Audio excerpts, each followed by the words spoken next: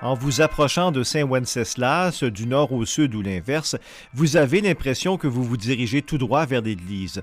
Au cœur du village, vous constatez que finalement la rue principale contourne l'église pour ensuite reprendre sa ligne droite. Un désaccord sur l'emplacement de l'église aurait fait en sorte que celle-ci ait été construite en plein dans la trajectoire de la route. Retour sur une anecdote savoureuse et sur le contexte particulier de la fondation de ce village.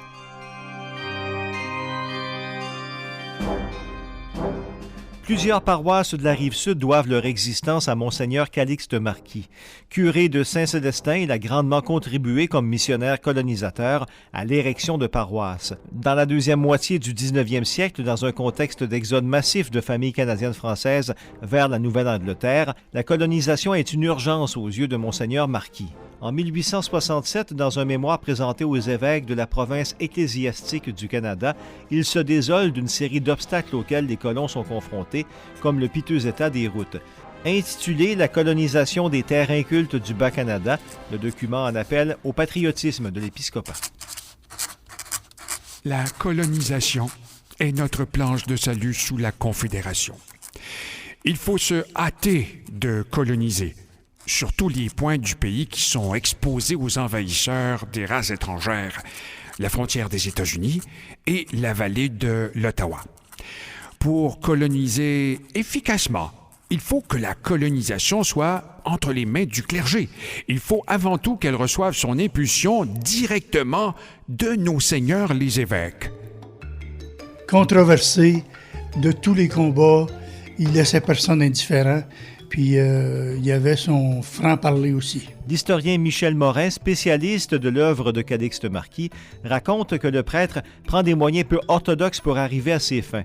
Les terres de la région étant monopolisées par des spéculateurs étrangers, il achète des terres à son nom pour les revendre aux colons. Son père était marchand général, donc il avait un peu le sens des affaires. Donc il achetait des terres, Calixte Marquis. Même que j'en ai relevé plus de 500. Terres à qui lui ont appartenu un jour. Il en achetait, il en vendait, je vous dirais même qu'il y avait des prête-noms. Calixte Marquis a pour principe que pour attirer des colons à un endroit, il faut d'abord un curé et une église. Comme une douzaine d'autres paroisses, c'est ainsi que naît celle de Saint-Wenceslas, dont l'érection canonique a lieu en 1857. Le missionnaire colonisateur est aussi chargé de situer l'emplacement de la première église au sud-ouest de la route, désignée à l'époque sous le nom de Grande Ligne, sur des terrains qu'il achète et donne à la fabrique. Or, le décret n'est pas exécuté à la lettre en raison d'un débat entre propriétaires de l'un et l'autre côté de la Grande Ligne. Chacun demande que l'église soit construite de son côté. Monseigneur Marquis tranche, l'église sera construite en plein milieu de la route. L'abbé Denis Fréchette est spécialiste de l'histoire du diocèse de Nicolet. Dans le fond, il voulait sauver la chèvre et le chou, non?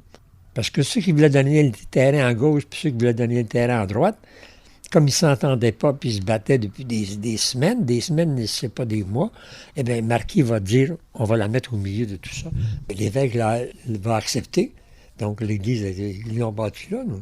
La chapelle de 1860 sera remplacée en 1881 par l'église actuelle, construite 90 pieds derrière la première. La courbe de la rue principale témoigne encore aujourd'hui de cette chicane, chose courante à l'époque. La plupart des paroisses ont toujours eu des chicanes mémorables pour bâtir les églises. Non? Mais nous, on est une plaine. Mais s'il y avait une petite montagne, les gens en haut de la montagne voulaient l'avoir, puis les gens en bas de la montagne aussi, non? Donc, ça s'est presque jamais fait dans l'agrément complet de tout le monde. Denis Fréchette rappelle que c'est aussi une querelle d'évêques, celle-là, qui va mener à la séparation du diocèse de Trois-Rivières et à la création de celui de Nicolet en 1885. Cette bataille a duré une dizaine d'années.